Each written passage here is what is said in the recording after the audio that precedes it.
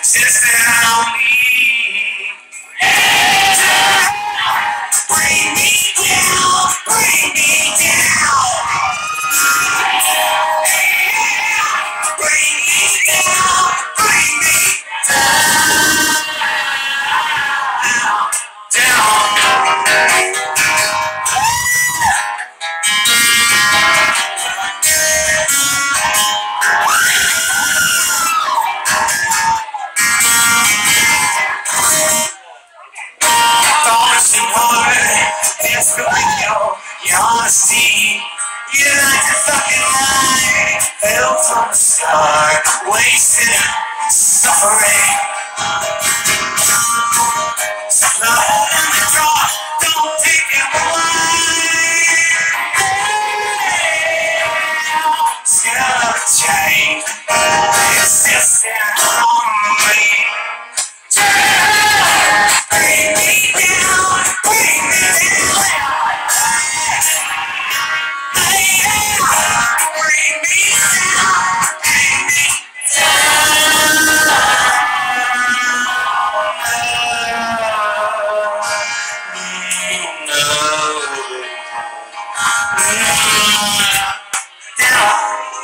So down, bring it down.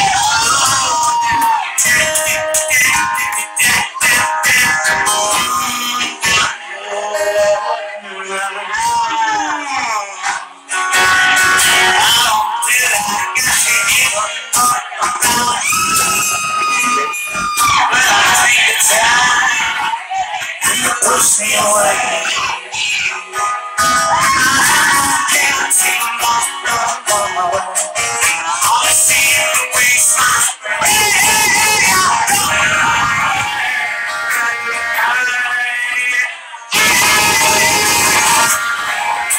me down, bring me down. Bring me down, bring me down. Bring me down, bring me down.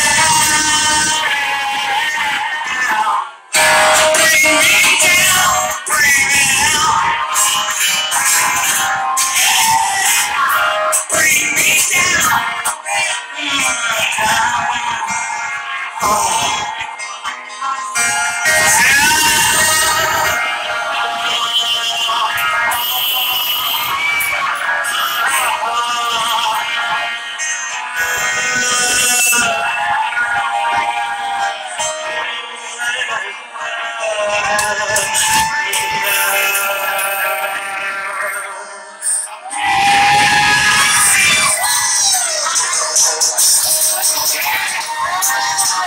Let's go.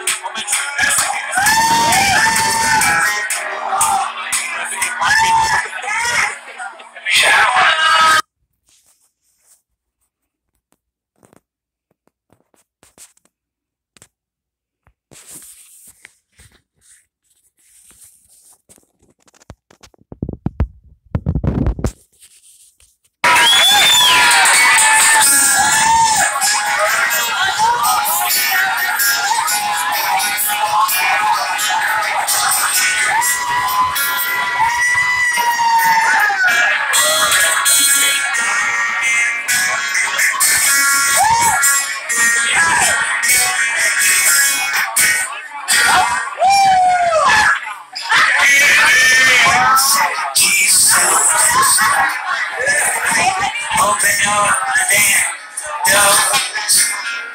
Yeah, when this song you listen, I feel around. Has been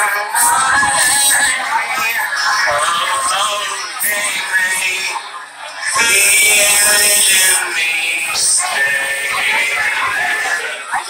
Get me out, let my hands go. Tell me all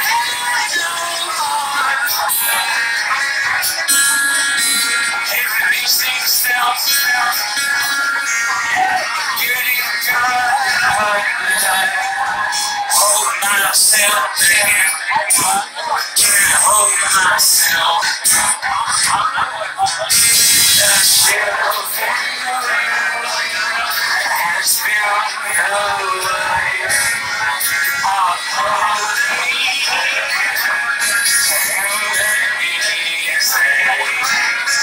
the shelf has been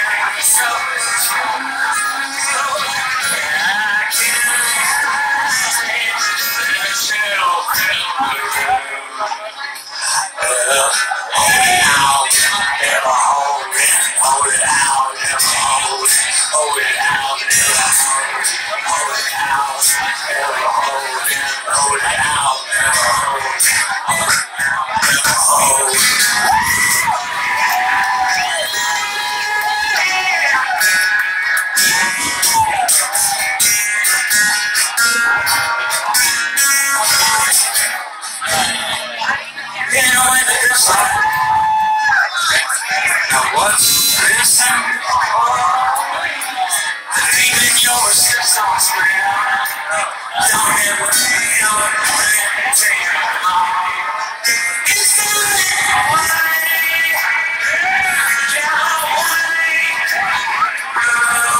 Ask myself what I say inside.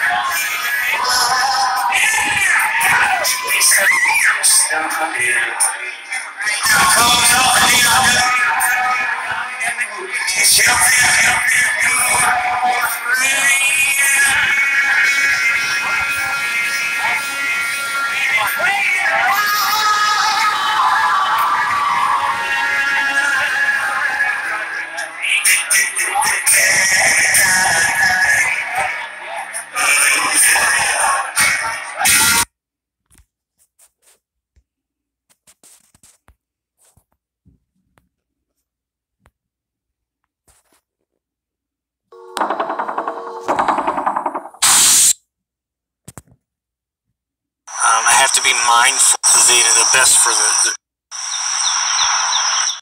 life, and then trying and keeping it strength. So you, so I, the who's hanging by the strings here.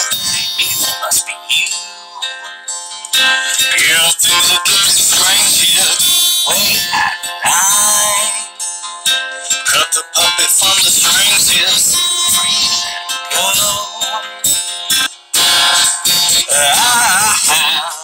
Yes, I want you through your darkness, and I see with you your light.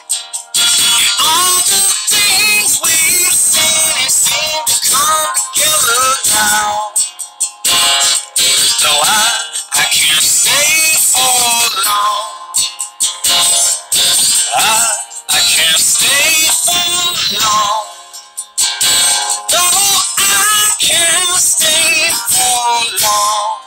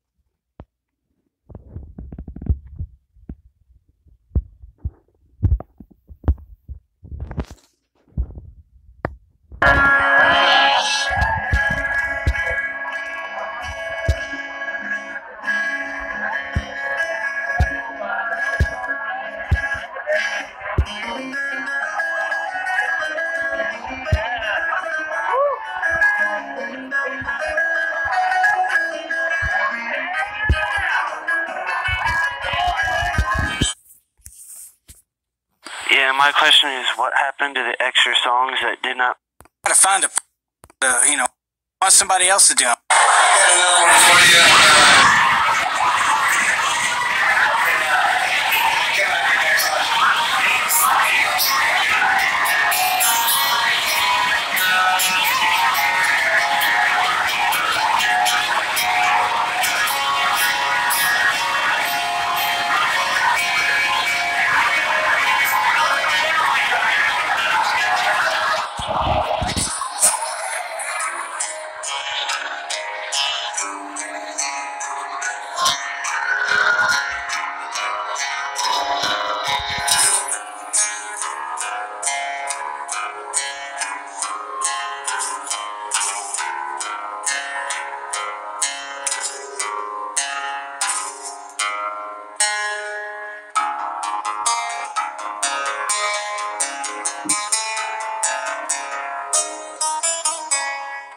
I remember this song. I haven't played it in fucking years, huh?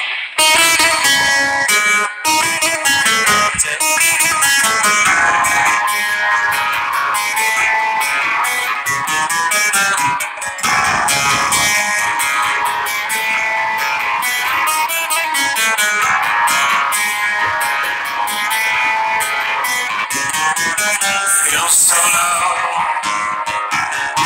so to get high, trying to remember, trying to survive, passing by another day, nothing's changed. I made the same mistake I made yesterday, passing by another day, nothing's changed. I made the same mistake I made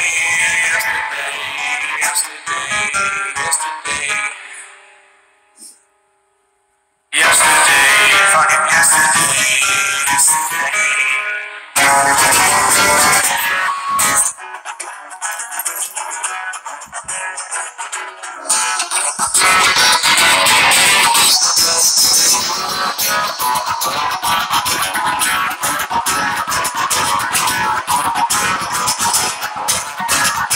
I said, hey, big man, what's this? Ain't nothing in here. I said, hey, motherfucker, fuck you, eat shit. I said, it's not necessary to get hostile. I said, hey, motherfucker, fuck you, eat shit. What's going on to your head? I didn't really think that I could say I don't give a shit. You know, I said, I don't give a shit. No!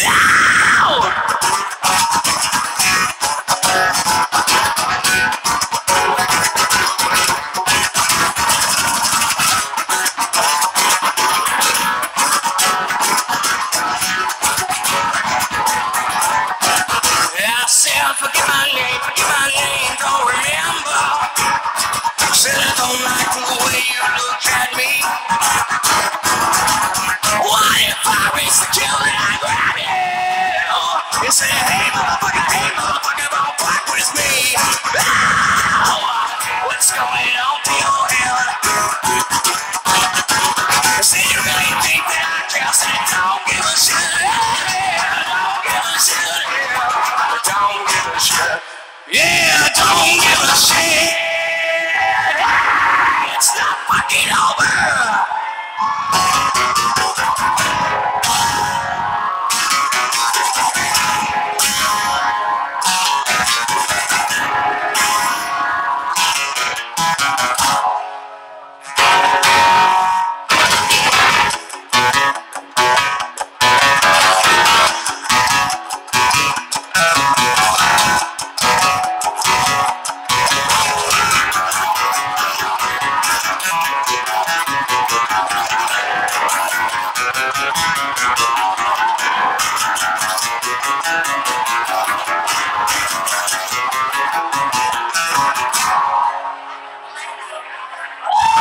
Loaded, my friend, twisting the joint again. Reasons are false, the judgment is true. Yeah, temple without mouths, said you're just on a piece of paper. Reality I can't find, said I'm just a character. I'm just a character. I'm just a character, yeah. I'm just a character, yeah. I said I'm fucking animated.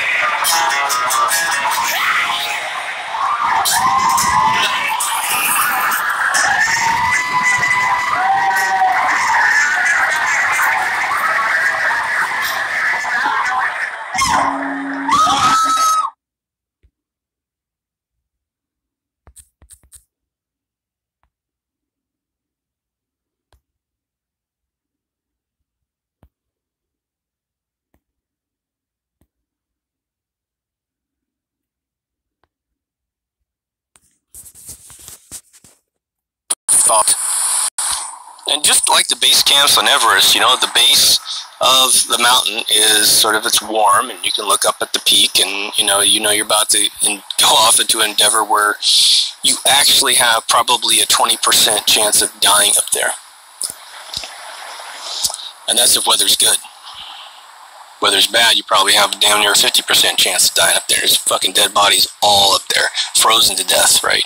And if you want to understand, the waste up there is horrible. You know, people bringing oxygen tanks and all their supplies and just leaving it up there, dirting up the island or the mountain up there. But each base camp that you ascend, just think about how you get enlightened at every base camp. You learn more about what you're getting into every base camp that you stop climbing Everest. And if you ever were to make it to the tippy top, then you sort of have all knowledge about climbing Everest. And what I see of with Flat Earth is they're stuck at maybe like base camp 3. Pretty high, but no one's willing to take the summit. No one's willing to try to take the summit. There are some financial obstacles to it, but again, my little thing I keep repeating, and I'm going to keep repeating it, which is gyroscope in your lap. Fly halfway around the world and see if it turns. That's all you got to do. I mean, Eric Dubé, you live in the Asian Pacific Rim. All right, get one of these things. Fly down to the bottom tip of Indonesia, fly to Hawaii, and just fly back.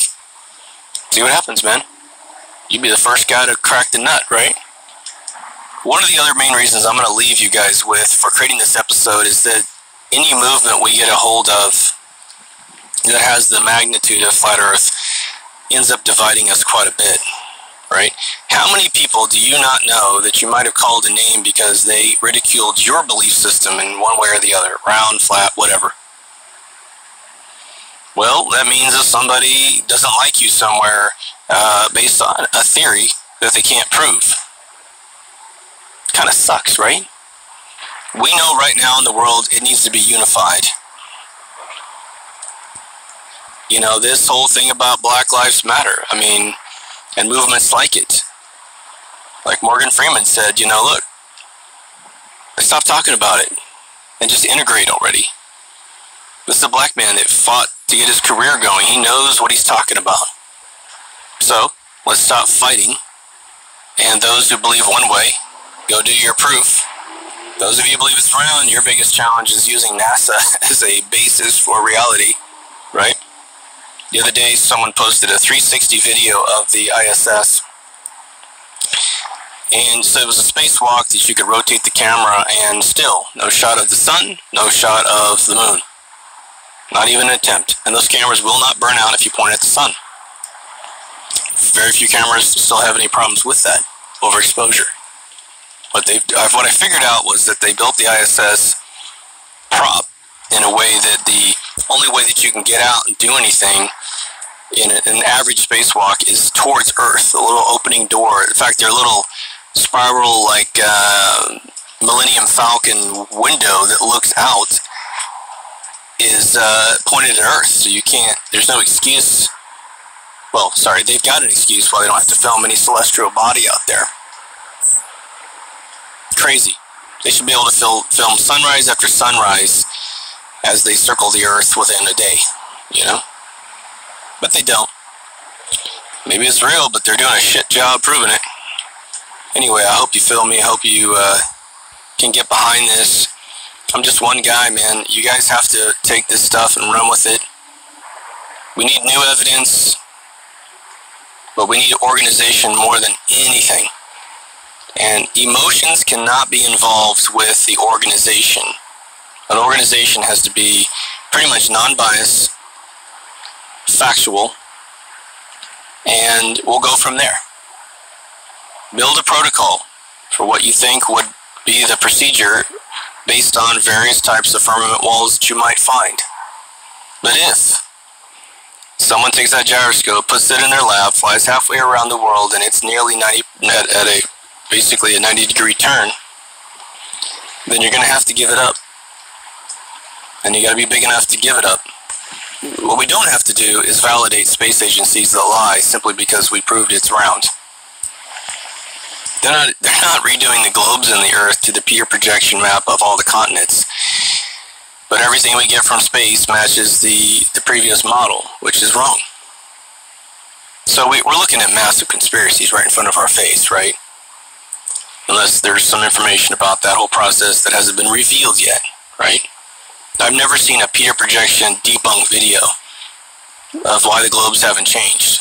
I just know that in the 1950s, there was a group that tried to tell the world, we have to change the globes, they're wrong. I mean, they're similar shapes, but they're more elongated. All of the continents are more elongated vertically than they are horizontally. All right. DeepThoughtsRadio.com for all the feeds. There's video if you're on audio. There's audio if you're on video. There's a locked Facebook group. For those of you on video, I forgot to mention the last several videos. to further control you and punish you and do horrible things to you because you're taught by God to turn the other cheek. Well, God is this rap called, meeting God.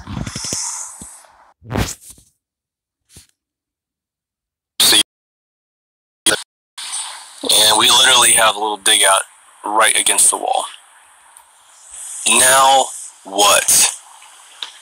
Right? If the wall is a interdimensional object, then we walk across and we find what we find. If it's a solid state object, which again, people have been fighting for the hoax on the internet. There's the kid who superimposed a 3D mesh up against some photography of the sky, not realizing what he had done was create essentially a firmament wall in the middle of like the UK or something. I mean, he didn't really do his math that well. If you're in the UK, you're damn near in the center of the disk, and so you're not going to see any wall at all. You're not going to see any vanishing grid lines or something like that. So it's funny. The kid would have to be literally standing at the South Pole at one of the bases, then film the sky, then use his little infrared thing, and he would see this dome wall. But I mean, there's hoax after hoax after hoax because people are trying to play the game of stealing ad revenue online, right? But let's just say, I'm going to make this up, because this is me making it up right now is going to be the best scenario you have towards parsing these thoughts in your brain, which is the following.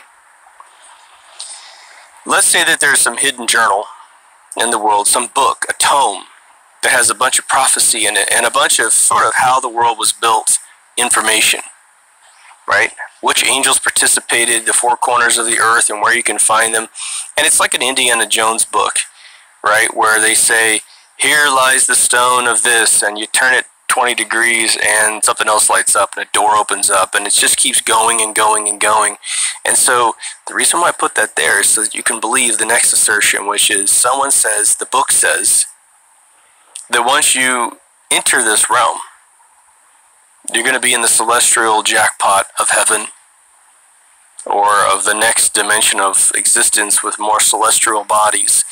You in your mind think that Gabriel, and which is kind of a fallen angel, but St. Pete's on the other side, or whatever religion you want to believe. Of course, this suggesting that the world was created many, many millions of years ago, but Christianity is the one that actually has the drop on who's on the other side, which is laughable. But now you're looking at the door. Let's say it's an old 50s diner swinging door. It's not even sealed. It's got two little fogged up windows. What are your hopes for when you go through that door? If you're Christian, then you have to worry about the hell and damnation algorithm, right? You're on this side, alive as a human being. And whether or not, you're in your 20s or in your 30s or whatever, you have X number of decades left, years left, provided you don't lose sight of what a bus is coming down the street. But if you go through that door, maybe Judgment Day for you happens automatically. Because in order to be in that other realm, you have to be pure, let's just say. You have to be pure truth. You have to transcend. Does your body collapse at the door and your soul goes through, and then your soul gets judged? Would you walk through the door if maybe in the next moment, as per your own indoctrination, you believe that you might spend eternity burning to death? I bet you'd think about it a little bit, wouldn't you?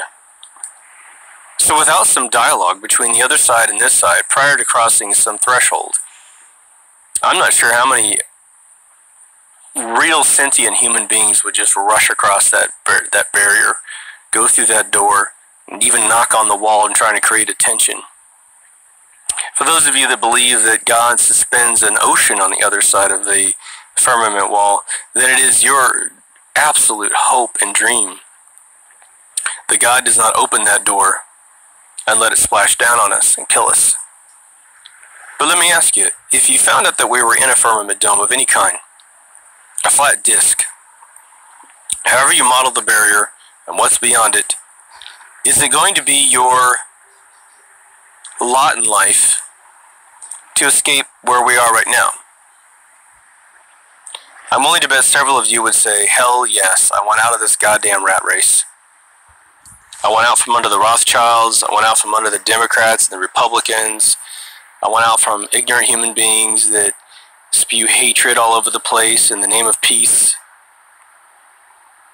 Anything's better than this world, you might believe, right? So let's do it. And that puts together, and that's really based on the precept that the rest of the universe is in utter bliss, that no one else has the need for choice. They're living in sort of this predetermined utopia because, again, the grass is always greener on the other side.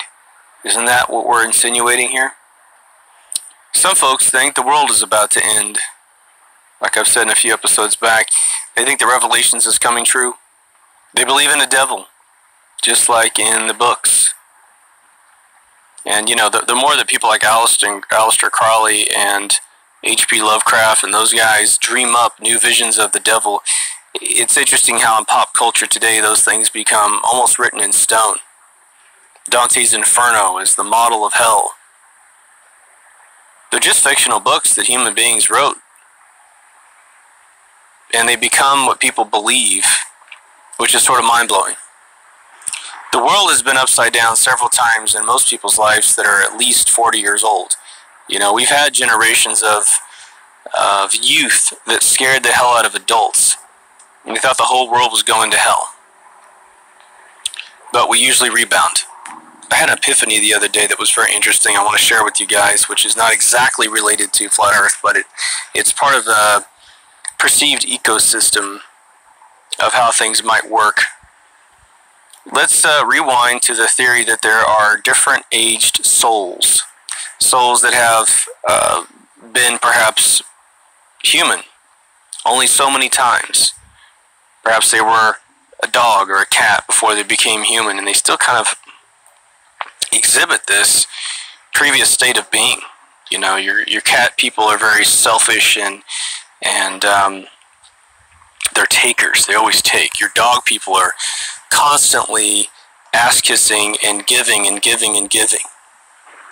And then you've been human perhaps a few hundred times, a few thousand times, and you start to chill out and you start to behave like a human.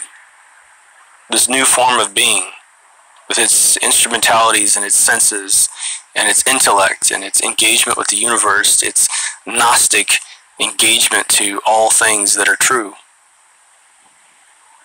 And so you would have a group of souls that were young as it relates to this form of being. They could be absolute geniuses in being some weird energy being or some color in the universe, right? But they don't know how to be human yet.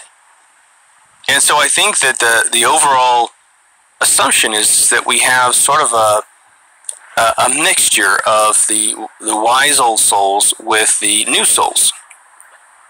And that's how my mind's always perceived it once I first could contemplate that I was looking at an old soul. It's most profound when you have a child that is very mature. That's where you really get hit by old soul thinking, right? I met an 81-year-old woman when I went back to my hometown recently here. And her soul is so old and so wise and so cool that it's scary to think how many times she's been here, in my opinion. Apparently she was married to a man who probably had the same exact attribute there. But I was thinking about this, and it was one of these things where I wasn't really trying to think about it, but the universe kept just pushing this thought process into my brain. And it gave me this epiphany. Okay, doesn't have to be true, but it was a very fascinating idea that for those of you who study epoch transitions and sort of the attrition of an epoch, where we don't really know how long an epoch really is, but let's just say 2,500 years to 2,700 years. We're in the age of a Pisces. Pisces right now, I think we're going into Aquarius, right? The idea is that we have these moments of really tough living, and then we go into a more blissful form of living. And then we go back into a tough living. And it's just this way to keep sure, to make sure that we are staying in shape, that we are seeing the benefits of utopia, but then we are also being kind of ground into the ground with depressions and recessions and all this kind of stuff, right? Ignorant people running the world, and then brilliant people running the world. Ignorant people creating society and culture, and then brilliant people creating society and culture. And I just got to thinking, look, think about when humanity was really last in its heyday years, you know? And you look at art, I think that's a great way to look at it, from probably Charlie Chapman's era all the way up till maybe the end of the 80s. You had what appeared to be more adults running this world than children. And in the 90s, we had this huge switch, and you could probably elect the 80s as a transitional phase of going into it. But now the world in the 21st century appears as though most people that are in charge are bumbling idiots, babies, social justice warriors. They don't understand the first thing about history, so they're repeating as quickly as possible the most regrettable phases of our history, right?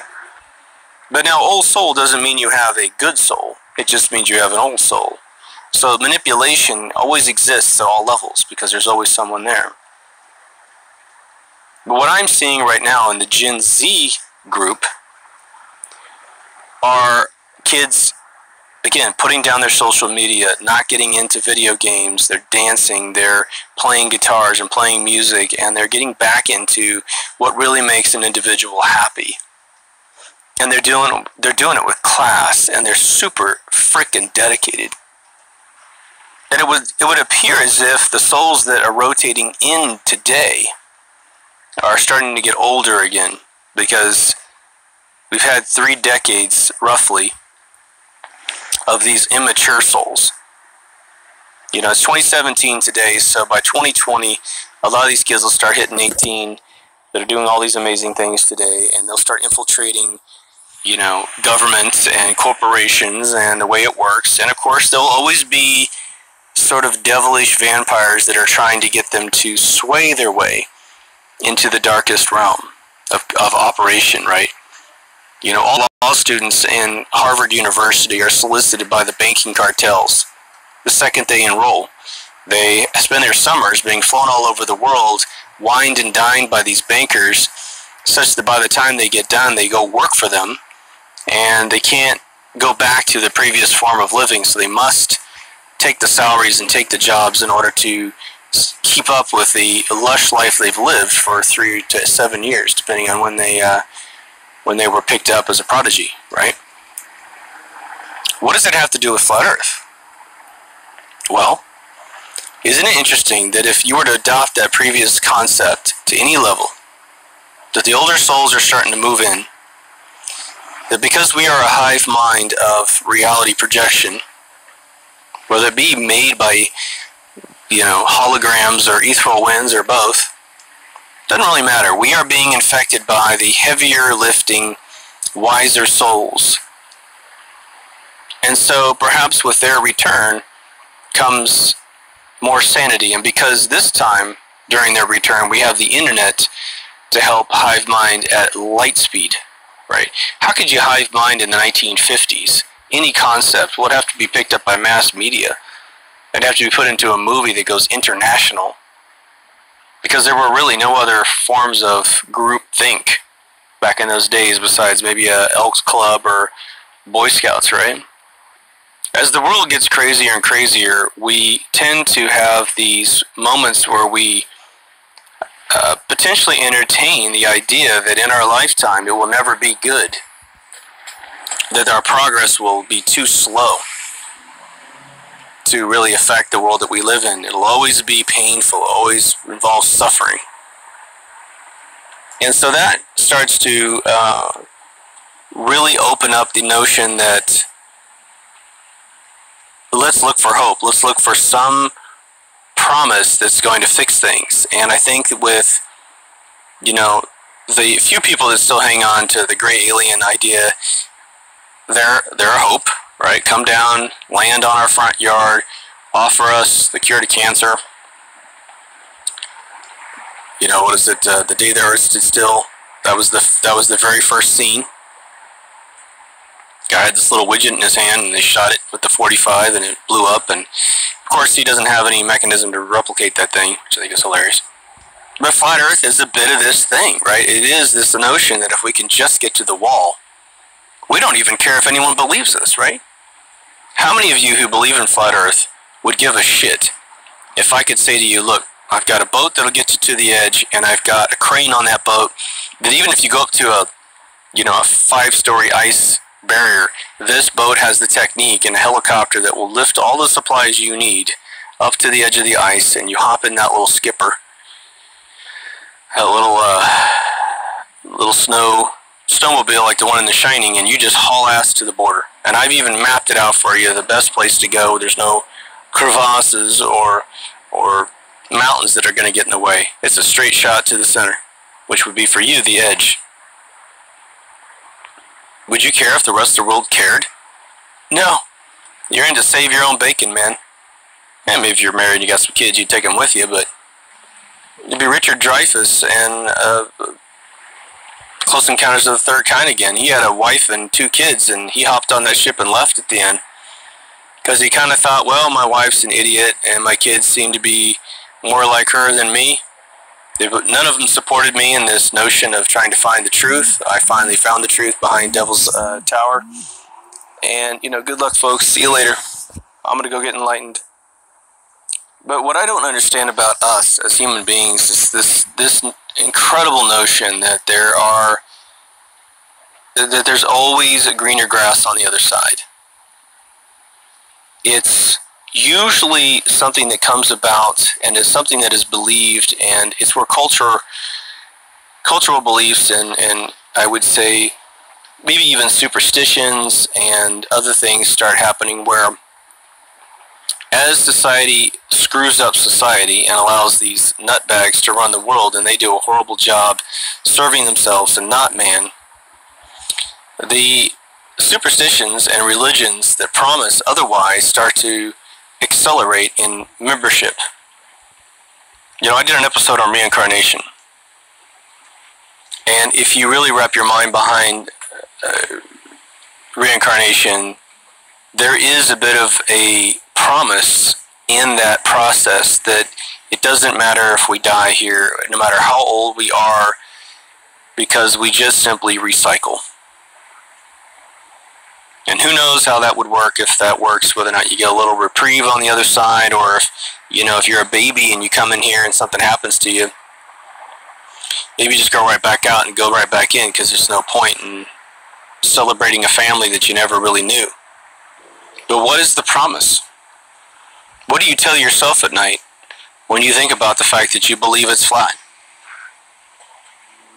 Because there's something that someone is hanging on to hardcore. Because when you have someone show up in a chat and they call you names because you don't believe it's flat, I assure you, I promise you, that there is a force, an intellectual force, that is promising that individual a blissful thing on the other side. And I think anger is that if you would just get on board with Flat Earth, we would all finally do the research, finally figure out live in bliss. And so, God damn it, you for not believing in Flat Earth. You're stunting our growth, stunting. Get on board. Because if you think that's important, that's certain that it's positive, then I'm going to start and raise money. We're going to conduct that experiment. Put it in New York, to City. Look at it. If it didn't turn, then you're on. You're on. Boat. Get to the edge. Get a fucking militia together. Get a show them and take some names that is flat. Publish it around the world to get more consent, more support.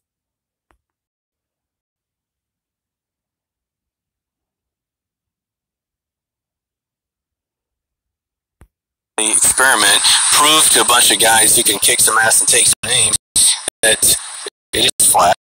Publish it around the world to get more consensus and more support. Go funny, do whatever you gotta do. Show it to one of these, Mark Cubans. Show them. So look, brother, we need quarter of a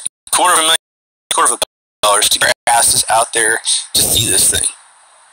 We've got to to reveal the truth.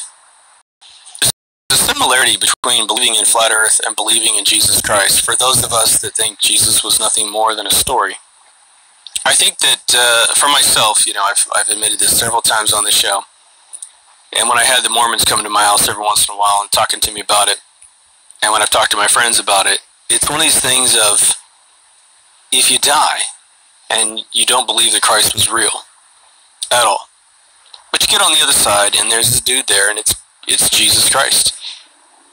One, I think that you would be given definitely the opportunity to flip your decision and go, oh, really? You're real? Holy crap. Well, then were you all the other Jesuses that came in other cultures? Oh, you were? Okay, so you keep coming back and showing yourself as different, it's a different mother-father scenario, virgin birth, and you are the prodigal son that was Tamos, and you're, the son of Horus and Isis, and so on and so forth.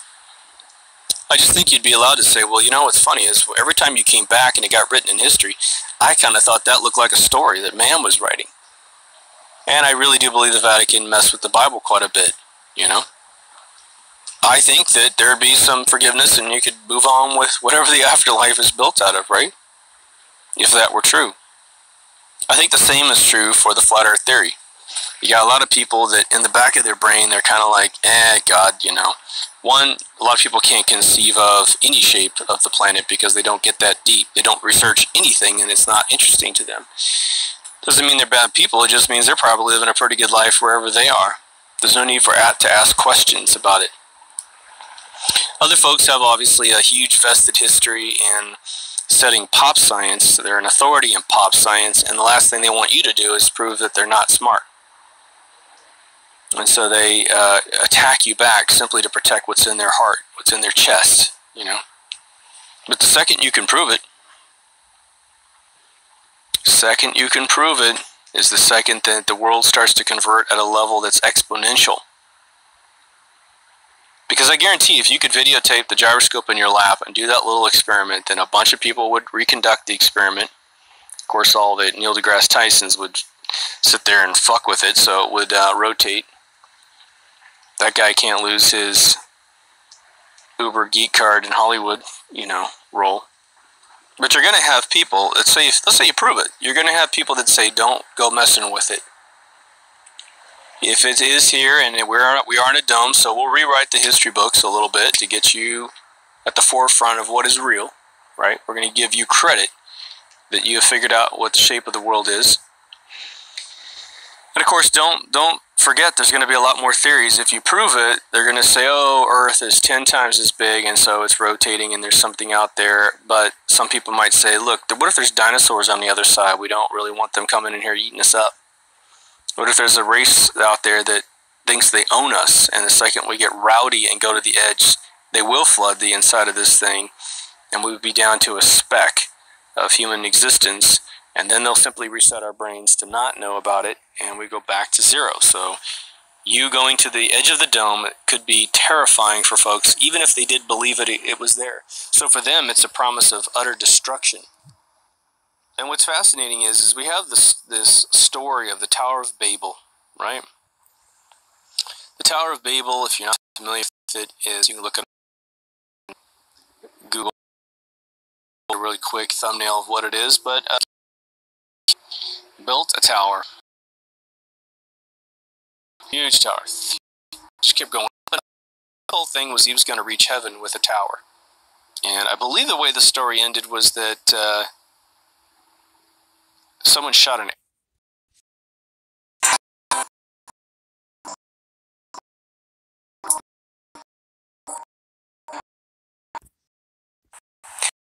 string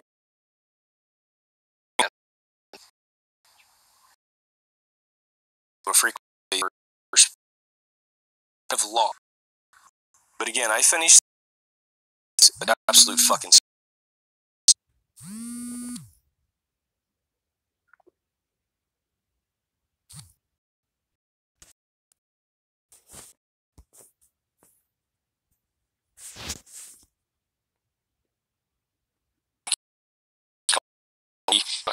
everything I possibly could about the human mind and how it works chemicals that dispose in the manufacture those chemicals. I knew when I became a game designer, I was designing games how much adrenaline you can create, the pace of the biorhythm of the brain. And none of my other friends are just like, this is just fun, And that's why I sold my games and never finished their games, right? So when it came to science and cosmology, and it was small particle physics, you have your cosmology, macrophysics. I was waiting for the next big bump, and I thought that people like Stephen W. Hawking were going to be at the precipice of taking us to the next level of reality within physics, within science. And what happened in the 90s was actually pretty interesting, because it seemed to beautifully conclude in the early 90s. Black holes were completely dispelled. You had sort of this superconductor theory coming around, where somehow we could get a zero resistance circuit board where it just almost ran, 1-to-1 with the speed of light. But as the internet emerged, it was like someone pulled the wool over the eyes of reality, over society. Astronomy became this almost regurgitated sort of self-cannibalizing art of, well, what's on the board today? What do we have theorized that exists today? All right, well, let's do a bunch of remakes. What's the last thing we talked about with quasars? Well, we think they're on the edge of the universe, traveling, twice the speed of light away from the center of the Big Bang. With 9/11, I think you almost had someone throw, a big stone in the middle of a mosaic that was floating on the surface of this pond, and it just got all cloudy and weird, and nobody gave a shit about anything scientific. I mean, laser-guided missiles were really interesting in 91, right? But guess what we didn't have in 1990? Really. We didn't have cartoon character, actors for children's show on fucking public television from the Northwest, like Bill Nye running around being the science guy and actually being taken serious. This fucking guy is taken serious today. You realize that? It's really tantamount to having whoever sits inside the Mickey Mouse costume at Disneyland suddenly becoming the next, Isaac Newton. It's unbelievable. We didn't have Neil deGrasse Tysons. We simply didn't. At most, we grew up with Richard Feynman kind of people. Geniuses that actually spoke and lectured and had to not only observe but prove their observations. But you had to go buy their books. You had to go attend their lectures. That's the way you got to see them. And they never left the academic model of proving what the fuck they're saying. They didn't just stand in front of cameras nowadays and turn in their careers to be celebrities on, television shows. It's really funny. I got hired by a buddy of mine in 1990 to draw illustrations for his book. And I'm not sure I have a scan of this illustration, but what he was is he had picked out some quotes from people, and I had to draw images of them, right? And one of them was weird, it was like a slice of surgeons. The other one was, not everything that hits the fan is distributed evenly. And one of them he said was, something about everyone likes a theory that fits in a nutshell. Something like that. And what's really funny about it is, in 1990, I hadn't done any deep dives into the Big Bang, but something didn't sit well with me about it. And so I did a walnut broken apart, and inside was a galaxy. But the fortune that came out of it, like a fortune cookie, was the Big Bang Theory. Because that's a nutshell theory, and that's the way science is boiled down. And, I'm going off. This is the first segment that's really about pop science. Now, science, before we finish up and move on, if you think about it, let's just say you're not formally trained in science, but you're absolutely interested. You always have been interested. Every time a scientific program comes on, you watch it and you listen and you try to absorb it. But when you think about, well, geez, I'd love to really study this in more detail. And so maybe you explore it. You look online. You start to find some extension courses out of colleges that you can take in a couple days a week, or maybe even take it over the internet. And you start to see the volume of books associated with taking the course, and you start to see your life disappear into it. And even though you like the idea, you don't love the idea of spending your time researching this kind of stuff. And so you steer away from it. And perhaps you feel somewhat defeated. Maybe you feel like you're inferior-minded and you can't actually become an expert. I'm going to make sure you understand something, and most of you will already understand this.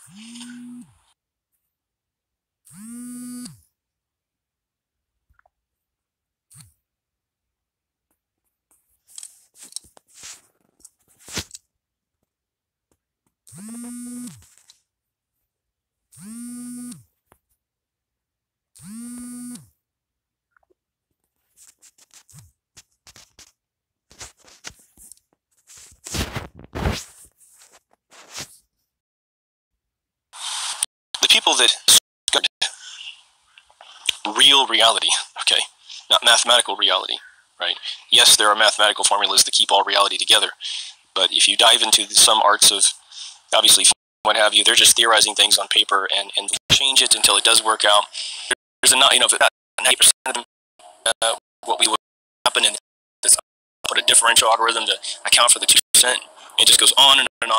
It's utter consistency. But you have to understand that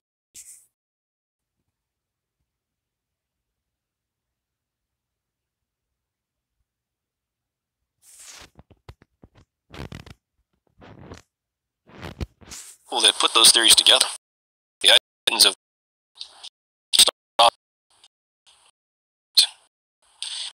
they just observed reality. Became authoritarians. When you go to college, what they have observed. Yes, there